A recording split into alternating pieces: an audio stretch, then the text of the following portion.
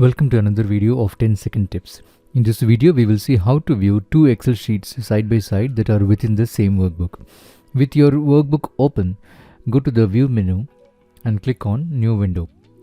You can also hit the keyboard shortcut Alt, W and N. This brings up another window here with two suffixed to its file name that you can see here. Then you can use the Alt Tab keyboard shortcut to cycle between these two workbooks, with two worksheets within the same workbook.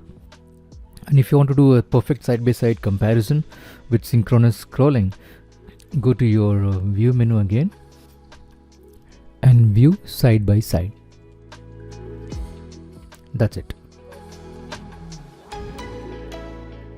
One thing to remember is the display settings and view settings here at the bottom, because these work at the Excel process level. So if you zoom in and out, it impacts both the open sheets here on the left and right, and same goes for the previews as well, like page break previews or any views that you are changing.